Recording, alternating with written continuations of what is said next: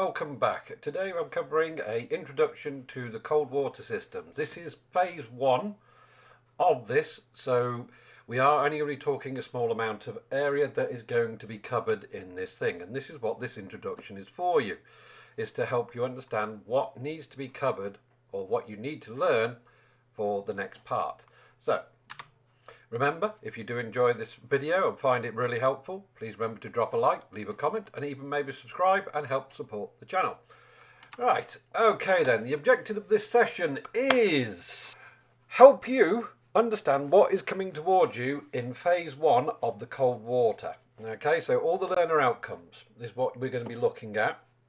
Right, how they affect you for your exam. So what I mean by this is, at the end on exam is at the end of phase one or the end of the year, and it basically covers everything that you've learned. So this will be cold water, hot water, central heating, all these kind of things. But I'll go into that in a little bit more detail near the end. So you'll know how many questions and bits that are going to be covered by cold water.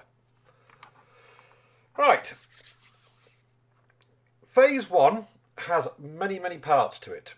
One, the first thing they want you to do is understand the cold water supply routes into a dwelling. So into a property, house, flat, whatever. They want you to understand that one.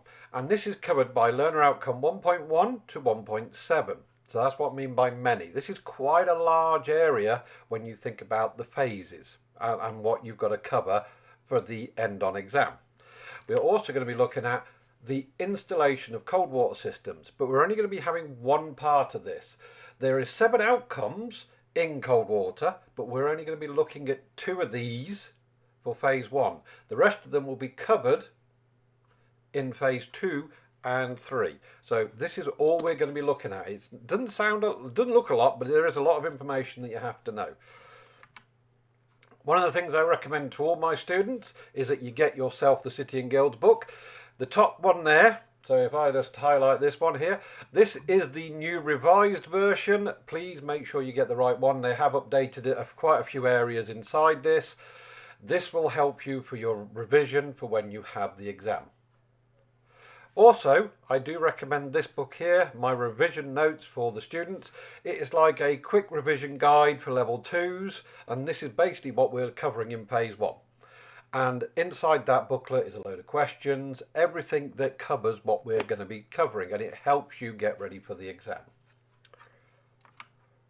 Right, so first things first, we're going to have a look at the various learner outcomes. So 1.1 covers this, state the key stages in rainwater cycle. So we've got to go through all the various basics of rainwater.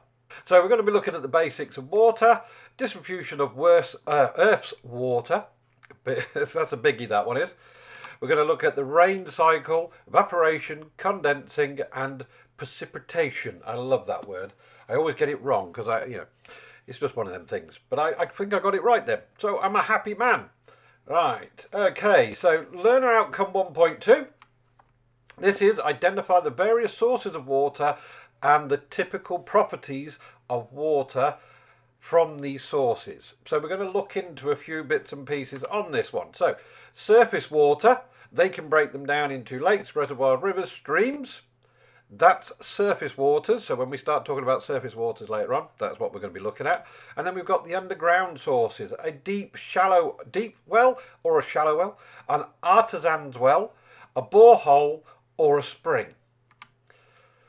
We're going to understand in 1.3, describe the two main types of water supplied to a dwelling and how they are regulated, or these are regulated. So the supplies, nice and straightforward. We've only got 2 of them, mains and private. 1.4, this one, nice and straightforward. Identify the fluid categories of water and use of water supply to a dwelling. For making it simple, fluid categories break down into nice simple fluid category 1, 2, 3, 4 and 5. That's it. You've only got 5 to remember. Next one, which one are we on? We're on 1.5. So describe the mains water treatment process and types of mains water distribution systems from the treatment works to the property or dwelling. Yeah. So we're going to have a look at these various ones. We've got sedimentation, filtration, sterilisation, and that's all we're going to be looking at. These, however, can be quite overwhelming. All right, next one, 1.6. Identify mains water services to the property and where the isolation points should be. So we're going to be looking at services up to the property, connection methods to the mains, communication pipework, service pipework detail, mains external stop tap locations and meter housings, identify requirements and methods of entry to the service pipes to the property. So now we're looking at 1.7. Define the requirements to provide water whilst preventing. So again, there is a key things that we must remember as being a plumber that we must prevent, and this is part of the water regulations. So we've always got to prevent these things from happening. So we've got contamination, prevent waste, undue consumption, misuse and erroneous measurements. Again, I will go into these in a lot more details later. So that is all the learner outcome ones. So now we're going to have a look at 2.1. Now 2.1, installing of the cold water systems. So we're going to have a look at these, and this one, identify types and layout features of cold water systems. We're going to go through the basics of what the systems looks like, okay? So we're going to be looking at the cold water systems, and we're going to have a look at direct cold water systems, indirect cold water systems, borehole systems, and then we're also going to look at boosted. Now boosted comes in various different forms. We've got direct boosted, indirect boosted with a water header or cistern, indirect boosted with a cistern, indirect boosted with a pressure vessel. Right, so that covers all the learner outcomes that we're going to be looking at for the cold water for phase 1. Now let's see how it affects us when it comes to the exam. Now the exam is 40 questions. The pass mark at the moment, it's roughly 60%. It does change depending on how well everybody is doing. And when I say everybody, I mean the entire country. So if everybody is getting mega high scores, the pass mark will go up. If everybody's getting really low scores, one, we want to know why. But generally, it's 60% is the pass mark.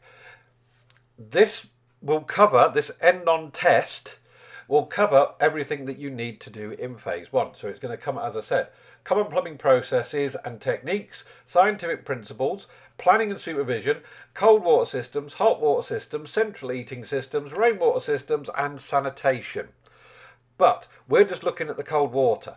Okay, so we've got 40 questions. We're just looking at cold water. So the unit that we're going to be looking at is 305 cold water. We've got learner outcome 1. Yeah. Now we need to know how many questions. So if we go learner outcome 1, there was 7 parts to that learner outcome 1. But they're only going to ask you 2 questions on it. But what 2 questions they're going to ask, it could be anywhere between that 1.1 to 1.7. We do not know. They do not tell us, we have no clue. Okay? This is worth 5% of your marks. So this could either go well and help you with your 5%, or it could go wrong and you lose 5%, because it's a lot of information on that 1.1. Now, 2.1, or 2 for phasing, installing of cold water systems, a little bit more better. There was a lot of systems that we covered, but this one has 3 questions. So again, we've got a lot of areas covered. I don't know what systems they're going to ask you about. They could be showing you pictures. They might ask you what a component is that they show you. I don't know. Again, I will cover these in videos, but that 3 marks, if you haven't done your maths already, yes, it is worth 7.5 of your value. So, for the total, because this is cold water, there is a grand total of 5 questions covering cold water out of that 40. So you've still got 35 questions to deal with. This is just the cold water one. So its grand total that you could gain is 12.5% of your pass mark. There is no cold water assessments in this part. Like when I say this, I mean you do the exam. There are assessments at the end of the year, but they're not cold water focused.